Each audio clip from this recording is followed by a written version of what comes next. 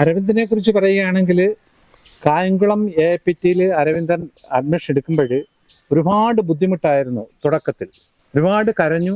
ആദ്യമൊക്കെ ഭയങ്കര ബുദ്ധിമുട്ടായിരുന്നു. ആദ്യത്തെ ട്രെയിനിങ് ഒക്കെ പോയിട്ട് കാല് വേദനയും മോന് തലവേദന ഭയങ്കര അസുഖങ്ങളൊക്കെയായിരുന്നു. പിന്നെ ഇത് പോകുന്നില്ല എന്ന് വരെ വെച്ച് പറഞ്ഞു. അതിനർത്ഥം നിങ്ങളുടെ ഹീറോ തോറ്റെന്നാണോ? മുറിവേറ്റ സിംഹത്തിന്റെ ശ്വാസം ഗർജനത്തെക്കാൾ ഭയങ്കരമായിരുന്നു. Do something, come up to the level and kick them. You can be very ambitious in what you tackle.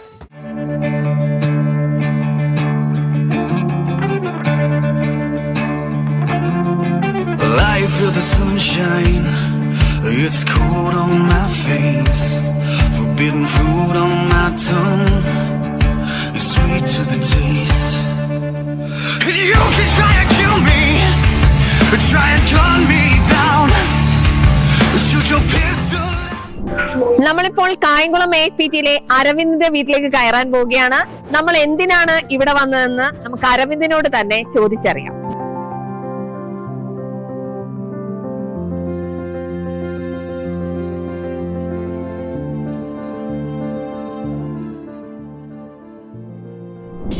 നമ്മൾ എന്തിനാണ് ഇവിടെ എത്തിയിരിക്കുന്നതെന്ന് അരവിന്ദ് തന്നെ നിങ്ങളോട് പറയുന്നതായിരിക്കും. ഞാൻ നേവി SSRും ആർമി ക്ലർക്കിന്റെ എല്ലാ പ്രോസസ്സും പാസ്സായിരിക്കുകയാണ്. അതിൻ്റെ ഒരു സന്തോഷം പങ്കുവയ്ക്കാനാണ് നമ്മൾ ഇന്ന് ഇവിടെ എത്തിയിരിക്കുന്നത്. AIPTയുടെ ഒരു സ്നേഹോപകാരം അരവിന്ദിന് സമ്മാനിക്കുകയാണ്.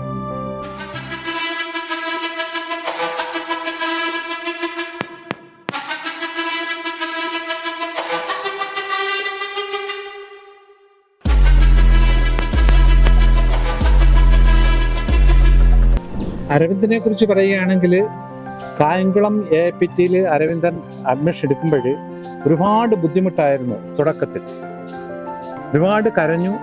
ഞാൻ പറഞ്ഞു ട്രെയിനിങ് എടുക്കാതെ പറ്റത്തില്ല മോനെ.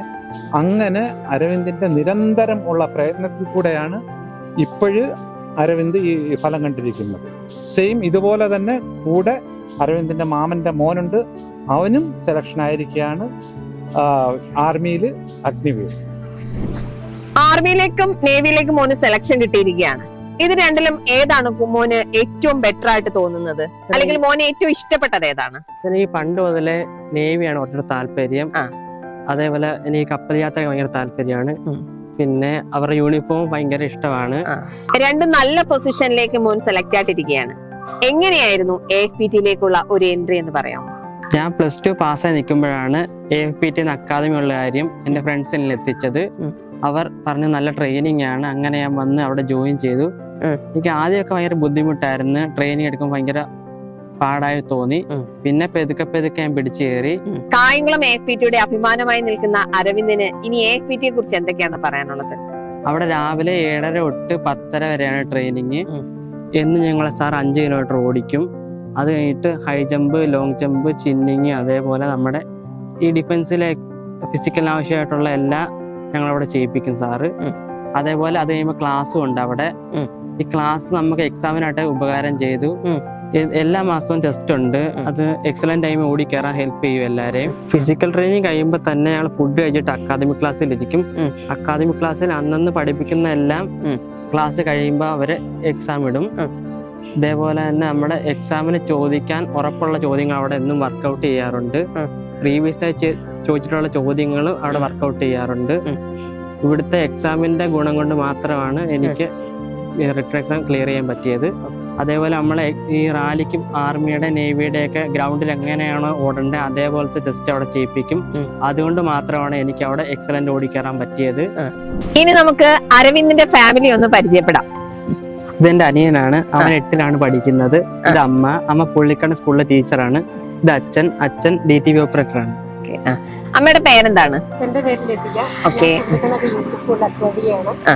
മോന് ഈ ഒരു പൊസിഷനിലൊക്കെ ഒരുപാട് സന്തോഷമുണ്ട്.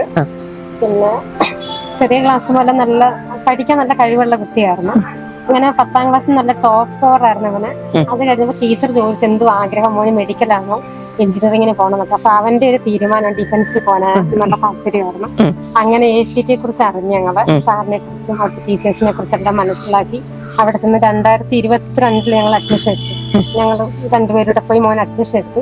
ആദ്യമൊക്കെ ഭയങ്കര ബുദ്ധിമുട്ടായിരുന്നു. ആദ്യത്തെ ട്രെയിനിങ് ഒക്കെ പോയിട്ട് കാല് വേദനയും മോന് തലവേദന ഭയങ്കര അസുഖങ്ങളൊക്കെ ആയിരുന്നു. പിന്നെ ഇത് പോകുന്നില്ല എന്ന് വരെ വെച്ച് പറഞ്ഞു. അങ്ങനെ സാറിന്റെ ഒക്കെ ഒരു സപ്പോർട്ട്, ടീച്ചേഴ്സിന്റെ ഒക്കെ സപ്പോർട്ട് കാരണം പിന്നെ നല്ല കോൺഫിഡൻസ് ഉണ്ടായി. അവന് നല്ല രീതിയിൽ ക്ലാസ്സുകളും ട്രെയിനിങ് ഒക്കെ നല്ലതുപോലെയാണ് എല്ലാം പങ്കെടുക്കുന്നത് അവൻ എല്ലാ കാര്യത്തിലും.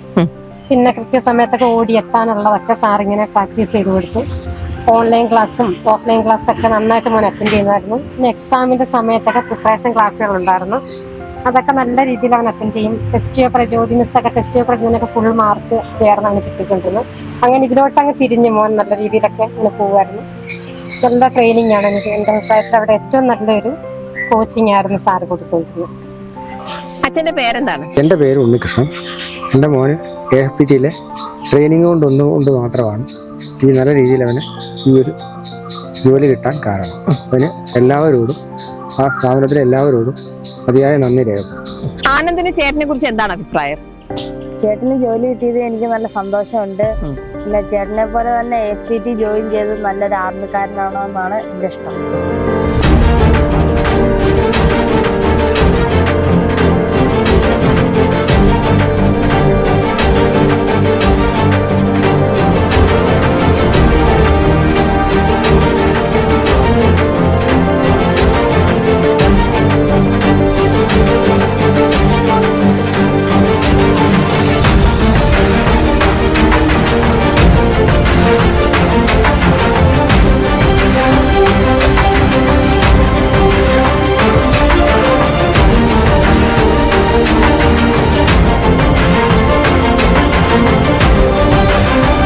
എന്നെ പോലെ തന്നെ ഡിഫൻസിലേക്ക് ജോലി ആഗ്രഹിക്കുന്നവർക്ക് AFPT ആണ് ഫസ്റ്റ് ഓപ്ഷൻ.